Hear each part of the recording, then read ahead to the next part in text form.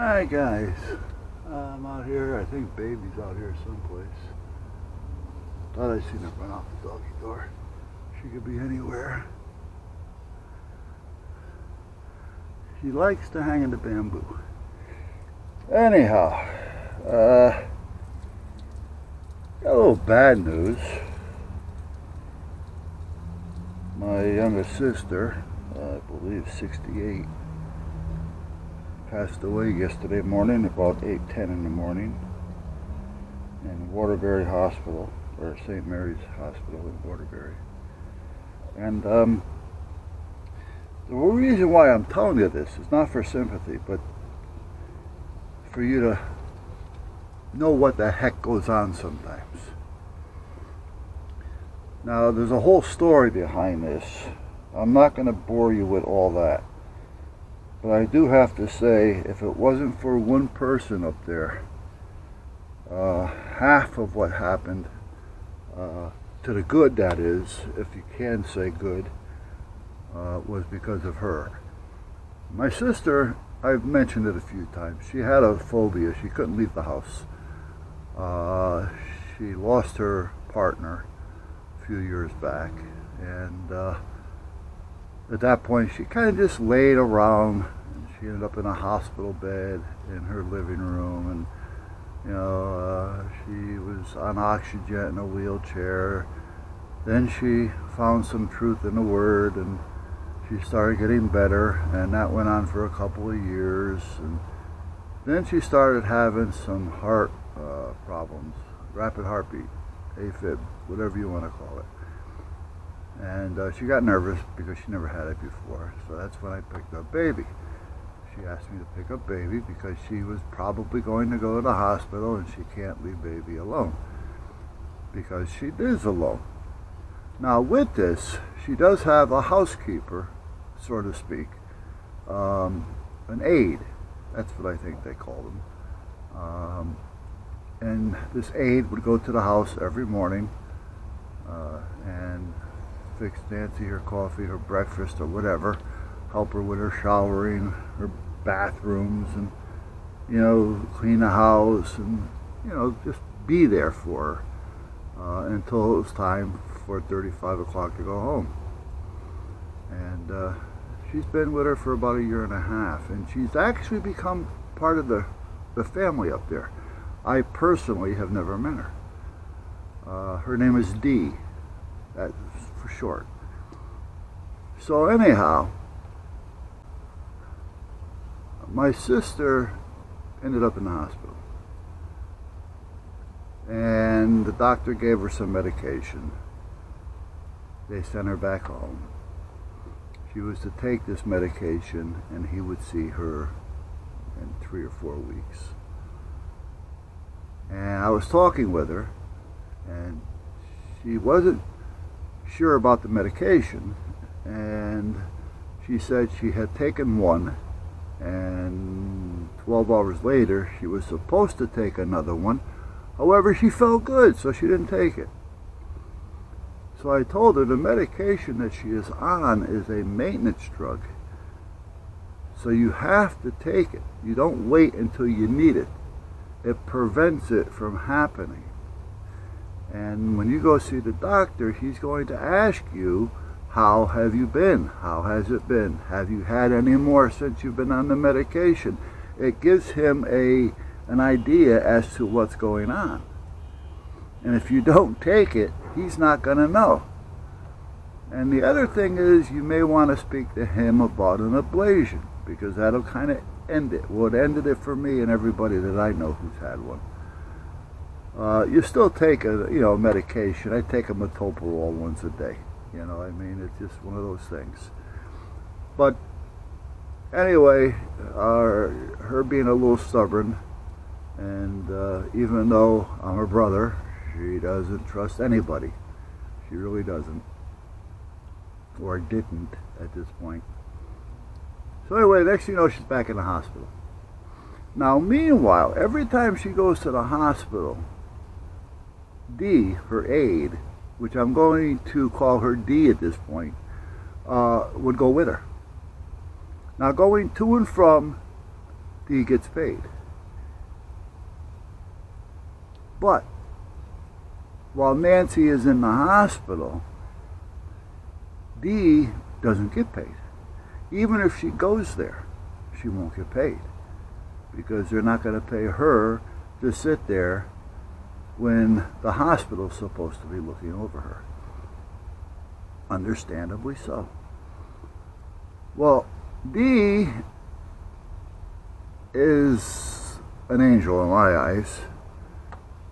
She looked at Nancy as being part of her family. And she stayed with Nancy every day.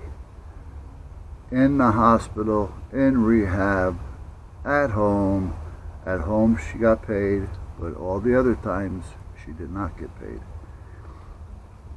And when I called up to find out what's going on, this person, Dee, gets back to me on the phone, on my sister's phone, because they were in the hospital and they were going to keep her, but she was breaking up.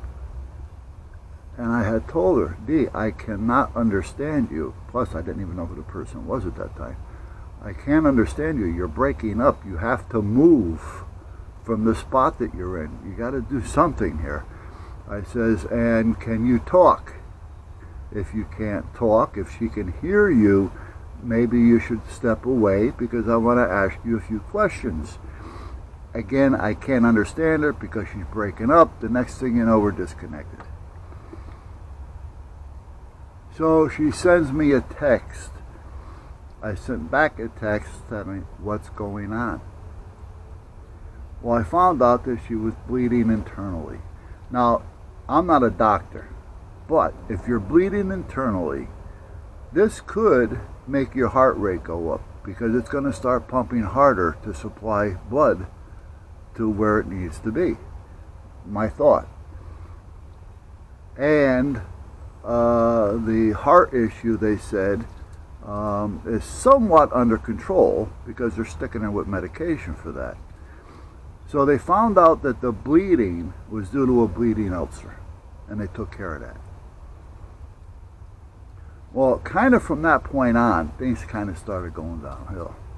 Now this is going like a week, 7, 10 days at the hospital. Dee goes there every morning, stays there at night up until 5 o'clock, goes home to her 4 kids, in which she lives alone and supporting her 4 kids and her household. She goes home to her 4 kids. Luckily, 2 of them are in their high teens, 18, 14, stuff like that. So, and the other ones are close behind. So, with that being said, you know, she felt comfortable enough to let it be. She would go home for a few minutes, blah, blah, blah, and then she would go back to the hospital and stay with her until visiting hours were over. Because she wasn't treated as an aide, she was treated as a visitor. Even though they knew that she was her aide. So this went on for like 10 days. I mean, you know, 7, 10 days, going back and forth. And still, me not finding out anything about what's going on. I call the hospital. I tell them who I am. No, I'm sorry, you're not on the list. Oh, so family has to be on the list, okay. So this is why I'm telling you this, because this list is important. And you want to make sure everybody's name that you want to have some say in seeing you, doing things with you, or doing things for you, or making decisions for you are on this list. And don't just pick one. You can pick your major. You know, like if you're married and you want your husband on it, fine, husband. But pick somebody else, a couple, 1 or 2 more, in case they can't get a hold of the husband, or the husband ends up in the hospital due to an accident or something, you know. So at that point, you need more than just one person. Don't assume that because you're family and you can prove it, because if you're not on the list, you're not getting in. And you're not getting any information. So I got nothing. I finally get a phone call from Dee. She says, "Hi, this is Dee." I go, "Yeah."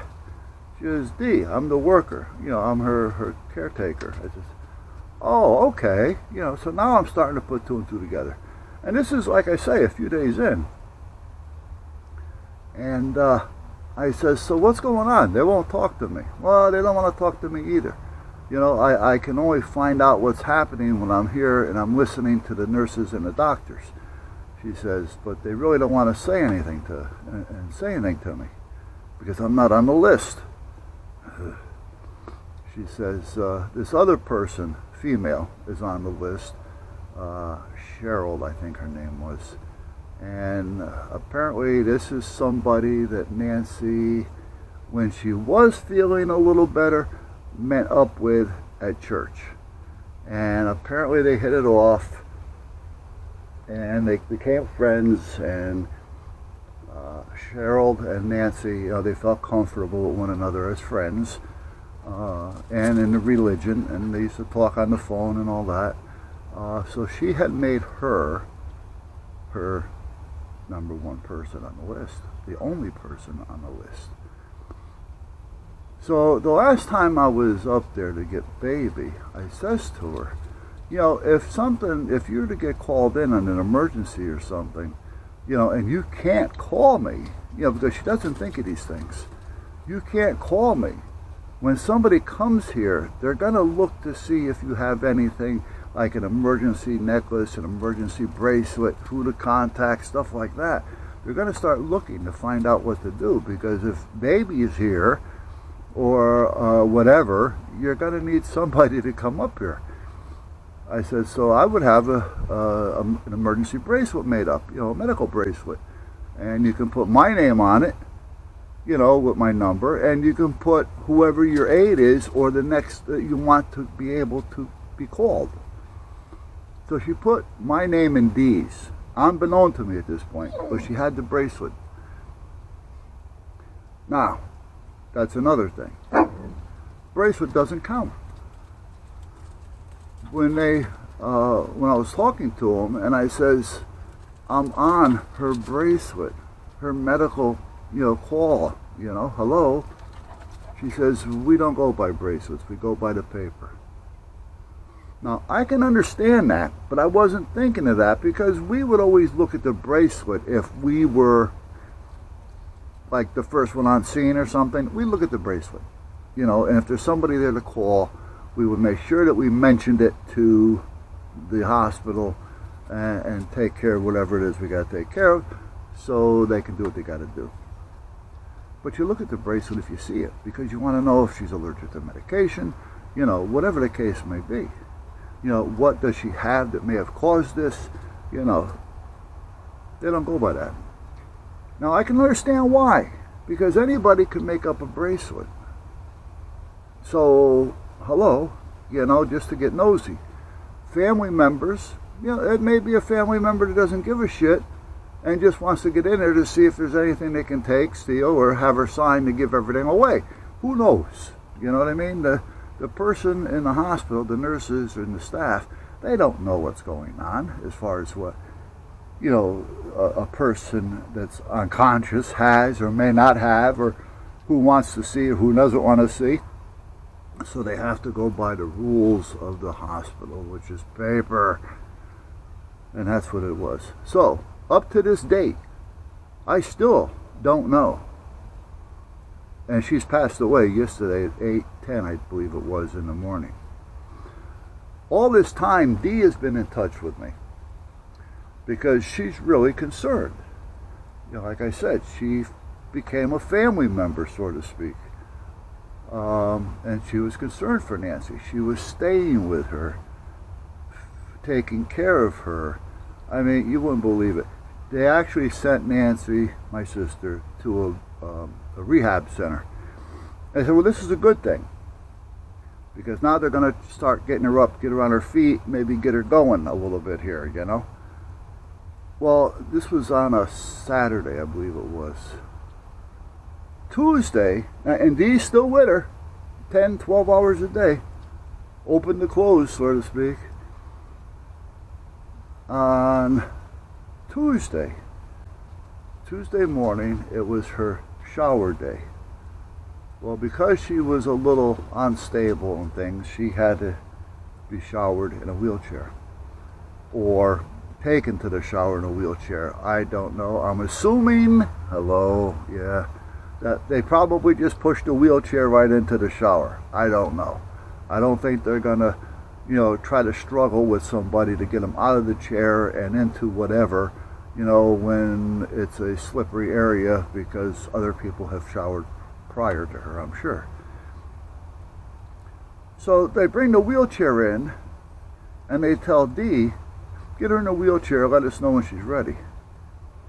Well, this isn't Dee's job, this is their job. Because Dee is here as a family member now, not as a worker.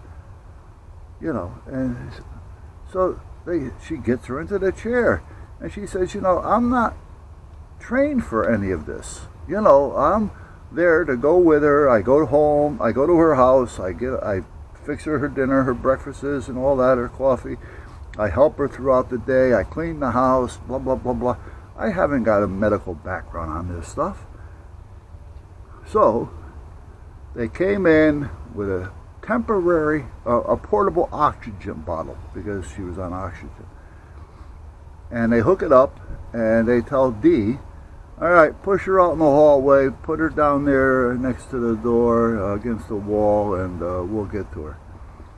So Dee pushes her out. Again, she's not responsible for doing this. Pushes her out there and stays with her. She's standing. And we're talking 20, 25 minutes, Dee had said. And Nancy started having problems breathing.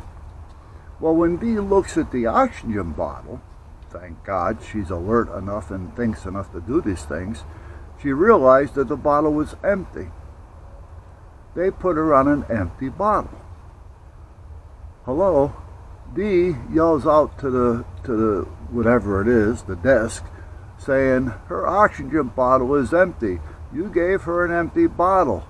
And they all look at one another like, oh, instead of running down there and getting her on oxygen, they're looking at one another.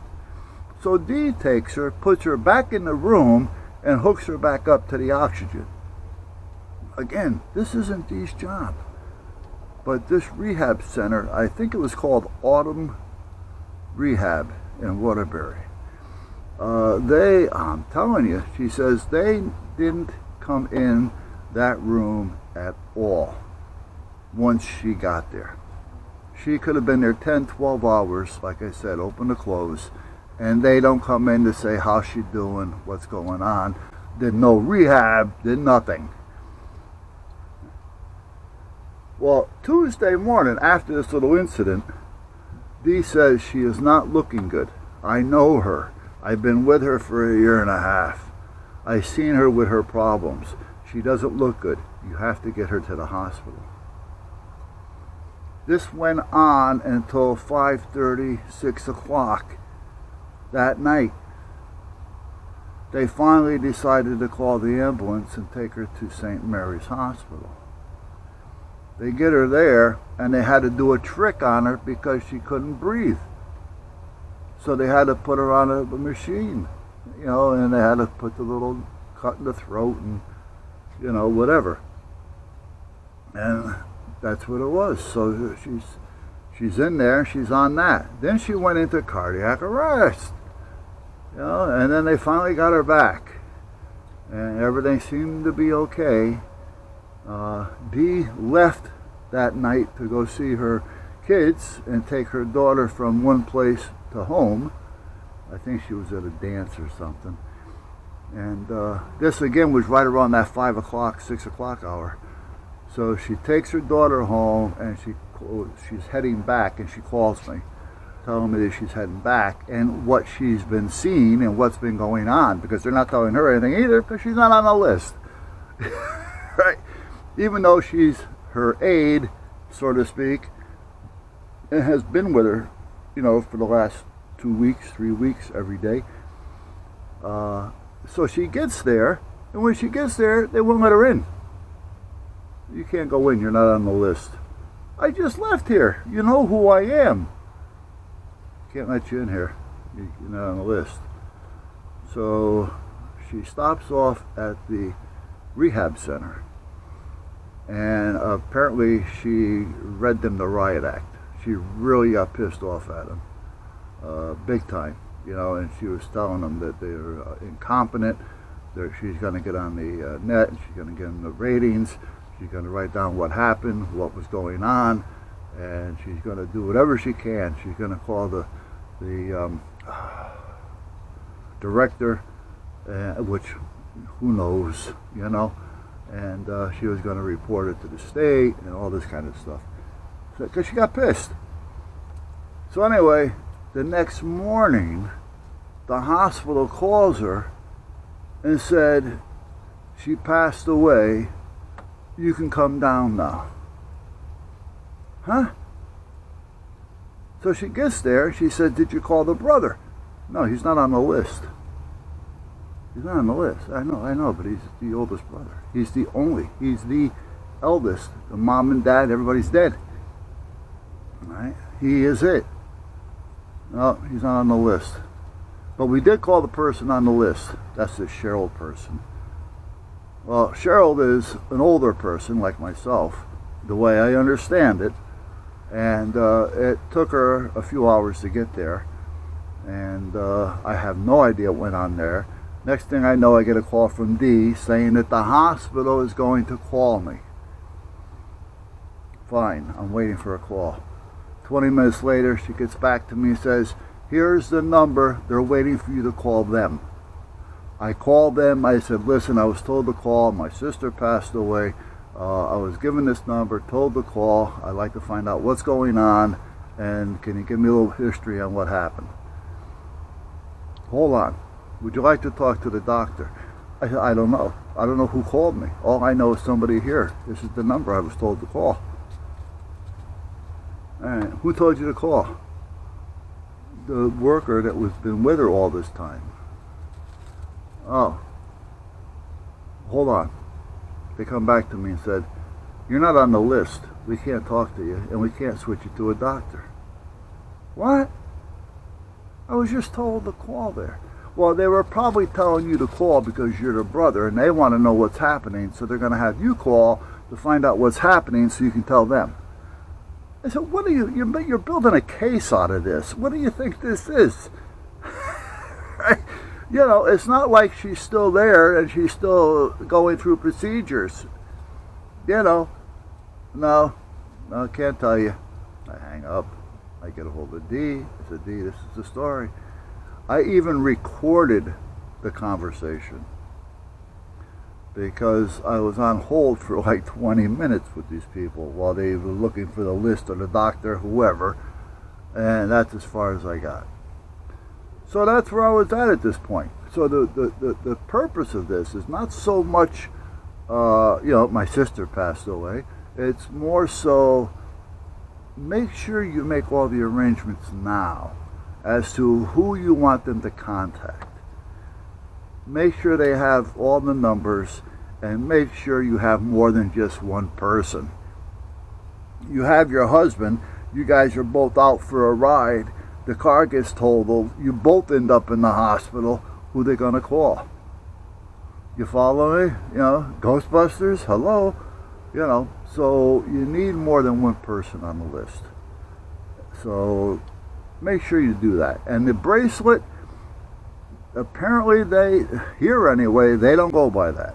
I have no idea what's going on, but we used to go by a bracelet. You know, not go buy a bracelet, but go buy the bracelet. Oh, they got a bracelet on. Oh, they're allergic to this, they're allergic to that, and here's a contact number. You know, I mean, that's why it's made up. But apparently nowadays things have changed. They can't trust anybody. Anybody could have made up a bracelet and stuck it on her wrist. And says, oh, here, Nan, wear this. Knowing that she doesn't really pay attention that much. So she just puts it on. You know, and it could have been somebody down the street, you know, thinking that she may have money. So she's going to say, well, here, wear this, and they'll call me, and yeah, I'm responsible for blah, blah, blah, blah, blah. And, you know, I'm going to go talk to the attorneys, well, whatever. You know, so they don't trust anybody anymore. And I can understand that. but make sure you have more than 2 people or 1 person on the list. I say 3 that you can trust, 3 that aren't going to argue with one another, and 3 that have enough sense to sit down and talk it out. All right, other than that, I'm out here with Tucker,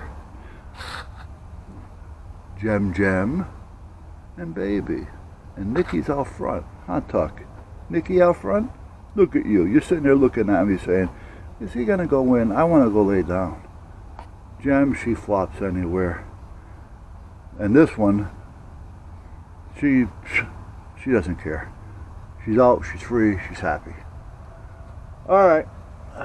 I got to work on that light today, and I got to work on the light in the house. Or in the shop here. So that's what I'm going to do right now. Right? Right. Okay.